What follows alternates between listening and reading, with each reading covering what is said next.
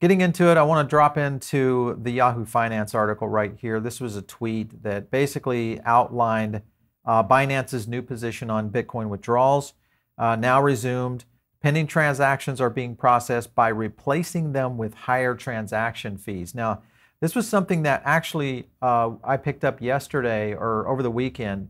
And in our mastermind, I actually put out a note on it to let everybody know if you did have Binance positions, I think it was on Sunday morning, to go ahead and start moving on those, may be able to beat this. So hopefully you got a chance to get out of those and lock your Bitcoin in some other places. But this was one of the key things that they did state further in the tweet stream here. You had Binance come in, also said that our team has also been working on enabling Bitcoin Lightning Network withdrawals, which will help in such situations. So again, back to, if you probably already felt this, you saw some increases in what this means to the Bitcoin transaction fees. We'll talk about all this today and getting into it. If you like these kind of videos, make sure and smash the like button. It does help the channel out and helps other people start to learn about kind of the democratization of our financial system. Let's go over to Lex Friedman.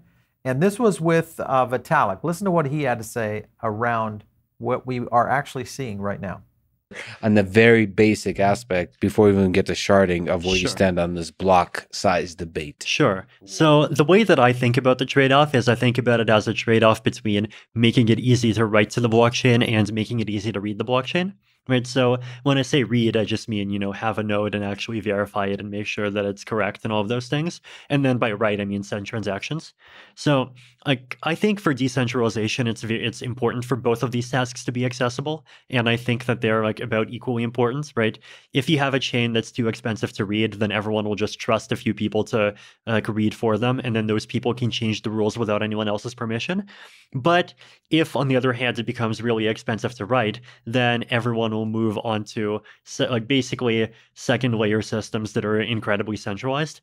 And that takes away from, decentralization and self-sovereignty as well. All right, so it's a good statement. I think it's one that kind of flows in line with what we're seeing right now. If you look at some of the points that were made here on Twitter, this was Eric Wall. This is one of the individuals that is part of this, what we're seeing today in terms of these Taproot changes. But if you look at what we saw in the Blocksize Wars, this always all the way back to 2017. Let me kind of pop this up a little bit for you guys. 2017, 18, and then here was 2021 during the bull run. Even with power outages, obviously we saw that in the mining situation in China, and then where we are right now, where Taproot gets adoption, and this is kind of what we're looking at right now on transaction count. So this is part of what we're seeing right now with Bitcoin. The question is, and I would love your feedback, is do you think this is good for Bitcoin? Do you think this is bad for Bitcoin? Give me your insights. Drop some comments down below. All right, so let's take a look at Bitcoin average transaction fees, the historical chart. Obviously the 2018 run, here's the 2021 run. Let me zoom in on this right here so you guys can kind of see this bump that's happening right here. This is where we are right now. And the scenario that this is playing out for Bitcoin, and I'd love to get your feedback, is, is this a good thing for Bitcoin or a bad thing for Bitcoin? And I think this is the situation that is being resolved right now as Bitcoin is maybe facing one of its first real challenges, especially around transaction fees, which could be very detrimental to the adoption scenario. This is something we've already seen in other chains, including Ethereum, going over from a true proof of work to a proof of stake platform for this very reason. So could this end up being a scenario where we see some changes in Bitcoin? Love to get your feedback. Just to give you an example of what they're doing in terms of costs right here. Let me zoom in on this right here. These are the no priority. This is kind of what Binance is doing right now, but they're locking you into this high priority phase, which is very expensive right now on a per transaction basis, especially on microtransactions. Pretty much kills the potential use case of Bitcoin as a microtransaction option. So that is a problem overall. Further into the space, if you look at the Bitcoin Ordinals analysis, now we're approaching almost 5 million inscriptions to date. And you look down here, obviously with just over time, there's the explosion that we've already talked about. All right, so this kind of gives you a quick look at Ethereum and Bitcoin, and you'll notice here is the way that the alignment is working. These are people waiting for transaction. This is the low fee line right here, 168,000 in this line, Currently low fee line 75,000 versus what people are doing right here on the premium fees. So if you're moving large numbers, okay, premium might work for you, but if you're doing microtransactions, this is the problem that's causing quite a bit to happen. And of course, right now, you got a lot of people moving transactions around, so that could be a scenario of people trying to either lock Bitcoin up or getting in a position to possibly do a sale. This is something that I think we got to keep an eye on in terms of the latency that's happening within the Bitcoin ecosystem. So further into this is kind of just a breakdown. Let me kind of showcase this video right here to let you guys I see think where what this changed came my from. mind was when I saw how the Bitcoin maximalists were so serious about it. So they were fuming on Twitter, and I was like, wait, what are they even talking about? What is this thing? It barely even exists, but they seem really mad. And that was, so, you know, the first Taproot wizard that we inscribed, that was a 4 megabyte transaction, a 4 megabyte block, the biggest Bitcoin transaction in history. Kind of made a statement with that one. The point was to kind of, you know, put a big block in front of the Bitcoin maximalists that they cannot ignore. And that was inscription number 652, right? We're over 1 million now. All right, so that was really what got the attention of creating, especially from the Ordinal standpoint of the block size. Seeing that kind of block size, that starts to reset, I think, what a lot of Bitcoiners, Bitcoin maxis, whatever you want to call them, to take a look at what's happening within the infrastructure of Bitcoin as it is right now. And this, of course, is BitcoinMagazine. And we don't see anything around any of what's happening right now on Ordinals. So it's almost as if it doesn't exist. So this is a thing to me that I think has to be addressed by the Bitcoin community. It's one that we've talked about often, is that the idea behind technology, it has to be open and free. It has to be able to understand what the demands and changes of not only the environment, society, but also even the technological changes that need to take place. But as a reminder, if you're not going to the Bitcoin 2023 conference, make sure and drop in. You can use our link down below. You get a 10% off on that. So maybe it's a good place for you to get your voice out there. Talk about what you believe about Bitcoin. Get out there with other people who, there will be a lot of Bitcoin maxis there. So maybe this is the time for you to understand what their position is and let them understand what your position. Maybe it's the same one, maybe it's not. But if you are not going, make sure and use our link down below. It'll get you 10 off. And of course, we're going to be announcing the 2 winners. We have 2 tickets that we're giving away in our live stream today as well. So just be listening in on that one. So here was Eric Wall talking about this further. And this was like, is this the master plan for what these 3 guys are trying to do? Let me show you here about what their plan was, or what their idea is behind this. Step 1, 4 megabit Taproot block. That was what Udi was just talking about. Meaning, hey, get attention from the community, show the degens what's possible. And then step 2, Ordinals, garbage predictably clogs the chain. That's what we're finding out right now. Step 3, Lightning has a use case. And finally, we prepare wallet infrastructure for mass adoption. Could be the scenario. That is a good thing, I think, for Bitcoin in general. That I don't think too many people would argue. And it's something that even the guy from Layer 2 Labs, we've had him on before, he and I went down this rabbit hole of what this might mean. In fact, when we first started reporting on Ordinals, he was our guy that we brought on to explain what they were, why they're existing, and what would be the solution coming out. We're going to try to get him back on the show to go a little deeper on this. This was a little clip from Bankless. To you, Eric, what makes a legitimate Bitcoin transaction? And is this even a fair question to ask?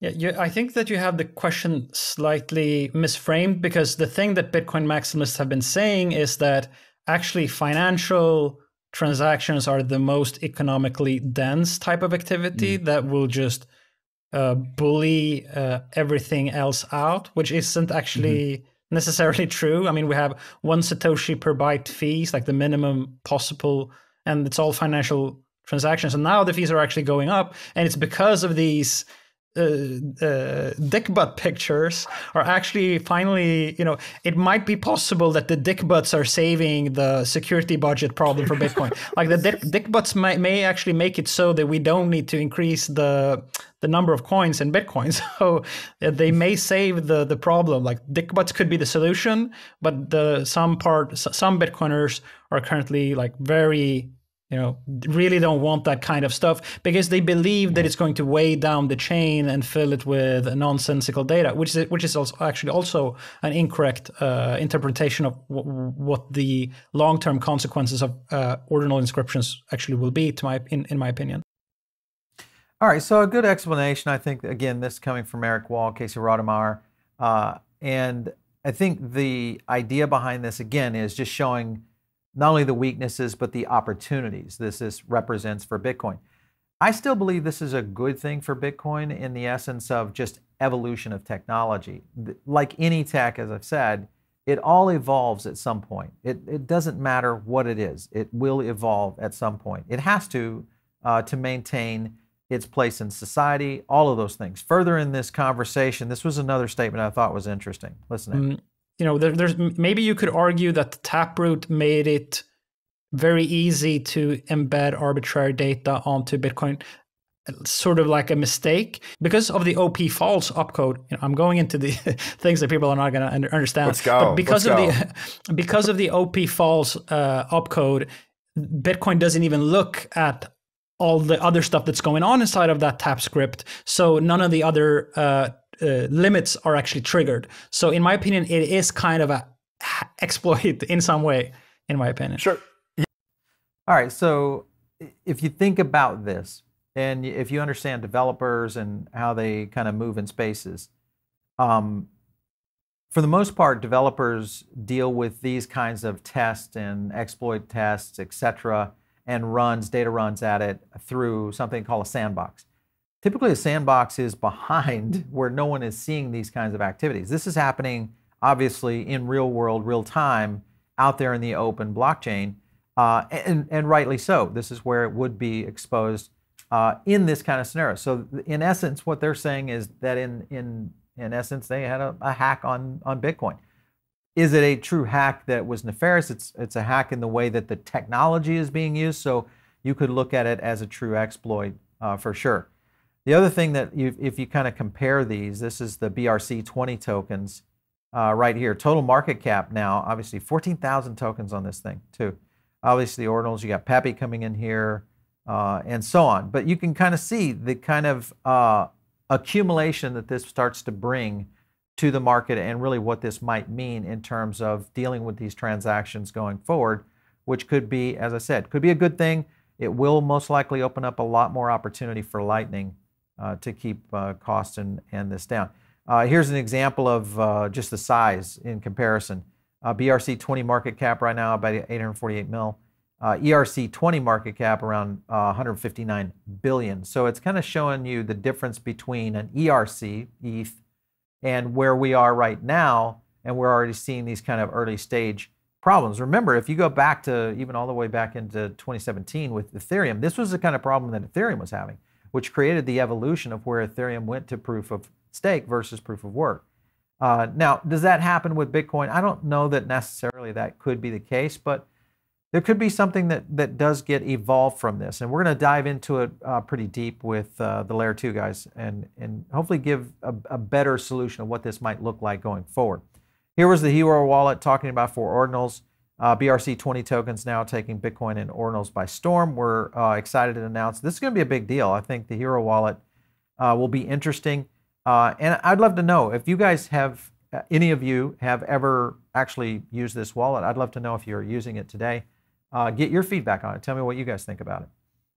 Further into this, let's go over here. Just to give you an example, BRC-20 tokens don't make use of smart contracts, which is the problem that we're showing over here on this block execution versus what Lightning would be, which again would start to execute smart contracts within that, much like what ERC-20 tokens already do.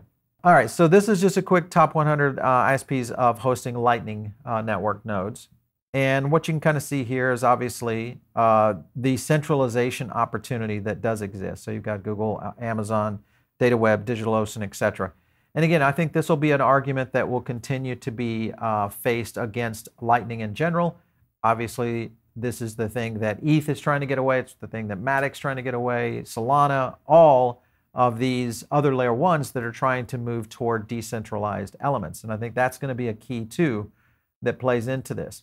Let me go to a clip right here further in the Spankless interview. I thought that was interesting. They just don't understand the relationships between the NFT artist and the miner, and that it has to be out of band to preserve the game theoretical properties of Bitcoin. And I think this miner that did it, Luxor, they've just invented a new business model. There are going to be people that are lining up to get full block inscriptions. And they're going to be able to charge $10,000, $20,000, $50,000, $1,000 per full block NFTs, and they're actually going to start to outcompete other miners because they're making so much. All right, so this represents really kind of a new business model for miners in general, which also would change the dynamics around the Bitcoin ecosystem. Here was Ordinals talking about this. Miners, it's time to power up your rigs. Seize the opportunity. This phenomenon is driving up Bitcoin miner fees, increasing demand, etc. So you can kind of see this as a potential new zone for revenue opportunities going forward. Here was a breakdown just to show you the historical annualized electricity consumption. Now this may be a problem because, you know, the issue with ESG, environmental sustainable governance, is basically it's like, where is the most energy being consumed, and is it worth the consumption that it's consuming? And you could look at everything from medical all the way into, you know, just data storage for YouTube and Netflix. All of that all applies into this. So this shows the growing number here, obviously, for more energy because of this new consumption that's starting to exist. So right here we go from May 1 right here, and estimated consumption at 133.2. If you go back here into December of last year, we were at 88, so not quite half, but considerably more. Now, we're not even in a bull run, so that is another scenario that plays into this, is ESG, and how does that hit Bitcoin, maybe even further. Here was another clip I wanted to play for you guys. Listen to what Casey had to say. People don't go crazy for like rare and exotic sats. Yeah, we need a fee market. There's just no way that Bitcoin long-term can survive without a fee market. And, you know, like anybody who's very religious kind of about anything, not to pick on religious, but if you're like a fundamentalist about something and you just think like Bitcoin is perfect and it does not have any problems, and sort of you just deny any talk of problems, I mean, it's just not a constructive viewpoint that you can really engage with successfully. All right, so I think his point he's trying to make, again, these guys, when they really created this exploit, it did uncover some of the challenges that have been talked about in the community for quite some time. In fact, I think this was talked about maybe all the way back into the mid-2020s. The question is whether or not this will stick. And I'd love to get your feedback on what you guys think of where. Listen to what Vitalik had to say further into his interview with Lex, because he starts to address some of this. And hence the smart contracts exactly as being a sort of a core technology as part of Ethereum. Yes, exactly. Smart contracts, the computer programs that are running on Ethereum, they are like the core of what makes Ethereum general purpose. Yeah. So I do think that, you know, there's a lot more wrong with the world than just money, right? Like, I'm not one of these people who thinks that, you know, if you get rid of fiat currency and you replace it with cryptocurrency, then suddenly wars are going to go away, right? Because, like, first of all, you know, like, seigniorage revenue is only a small portion of government revenue, right? It's like, what, 5-10%, something like that. Second of all, like, if you are the sort of, this is one of the things I don't even get about their philosophy. Like, let's say you're the sort of person who is an extreme and very distrusting libertarian, and you think that these governments are terrible, right? Like, we know today that governments fund a combination of, you know, things like welfare and things like, you know, the military that, you know, goes and like bombs people in Afghanistan, right? And so the question you have to ask is like, okay, with your new, magic newfangled cyber currency that takes over the world, take away the government's ability to have seigniorage revenue, and so you reduce the government's revenue by 10%. If the government is that evil, which portion of its expenses is it going to take that 10% from? Is it going to stop the bombing people in Afghanistan, or is it going to cut welfare? If you think it's the first, you have a very optimistic view of the government, right? So Vitalik's point here, I think, it's reasonable. It's a reasonable one to look at it in terms of it. And this is something we've talked about before, the sovereignty of something like Bitcoin. Is it truly kind of the end-all be-all? And I would not say that it is, even though Bitcoin is it is the largest position I hold. And the reason I say that is because the whole idea around the alternatives that will exist, and you've heard me say this before on the channel, is just because crypto exists does not mean that a digital dollar, a CBDC, possibly a new form of integrated, possibly decentralized, and maybe even tokenized assets may not come onto the market and be just equally as successful. I think that it just opens up another sovereign capable element that you can put into your investment strategy. And I think that's the bigger point here, is that you now have a few more options. Here was ETH's price, just to show you that ETH is not necessarily taking any gas reductions. We're still seeing a jump in ETH transactions. And of course, this has been when ETH is hovering at around $2,000 a token right now. But if you go back here, obviously here in the late 2022, and then all the way into the bull runs of 2020 and 2021. So, but again, this isn't just a scenario that's happening with Bitcoin. Another tweet that I thought was interesting: rich people will be paying high gas fees, is bullish for ETH, the token. But if I was early on the token, I'd be indigent about the fees right now too. This destines Ethereum to become Bitcoin 2.0. So if you're a crypto founder and you're serious about UX, choose Solana. This is something that, Solana, we've talked about it here on the show recently.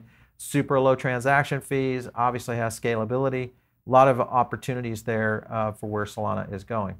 And then love to get your feedbacks down below. Here's Vel Capital talking about, due to the priority fees implemented by Solana, total fees on the blockchain increased 68%. So again, more priority. I think we're just going to see, and they mentioned this earlier in one of the clips, is that we're going to see a market for fees. And that is something that I think will change the dynamics around everything that is crypto. ETH, Bitcoin, Solana, Avalanche, you name the layer ones, it's going to happen. Further into this right here, a good example on daily active addresses for Solana. Now, this of course is Solana versus Bitcoin. Solana is starting to climb here. Again, more capability. Also, what we'll see in terms of how Bitcoin adjusts to this situation right now is going to possibly push Solana into a very interesting spot. Remember, Solana's been flipping several tokens over the past 4 or 5 days, so we'll see what that means for the future. Further into it, just as a conclusion, good user experience. This is a thing that I think a lot of people have to remember. Good user experience is not about the average case, it's about the worst case. So a UI clean and sleek, but does not come weird and unexplainable, at the time causes big problems, is worse than a UI that exposes more gritty details to the user, but it makes it easier to understand, that will fix any problem that do arise. Along with the all-important issue of high transaction fees due to scaling, not yet being fully solved, user experience is still the key reason why many Ethereum users, especially in the global south, often opt for centralized solutions instead of on-chain centralized alternatives. And I think this is the challenge that blockchain will represent for mass adoption, is UX. The ease of use, the ease of entry, ease of onboarding, all those kind of things have to be solved. And what we're seeing right now with Bitcoin, for a brand new person coming into Bitcoin, this is not looking good. So that's the thing, because we're in the middle of block wars, tech wars, evolution of technology wars, whatever you may want to call them. Blockchain is in a state of flux. Just remember that when you're investing in it. But also, so is the internet, so was mobile, so was social. All of those began in an infinitesimal sandbox and began rolling out into a state of flux. And eventually, they became something very powerful that moves societies and moved nations. Exactly where I think we are with blockchain. All right, you guys, if you're not in part of the Diamond Circle, make sure and get in. It's our free email and it's over on Substack, but you can click the link down below, find us there, or hit pbn3.substack. You'll find it over there, and subscribe. It's a great place for you guys to get started. If you want to catch me out there, it's on Twitter, @Paul Barron. We'll catch you next time right here on TechPath.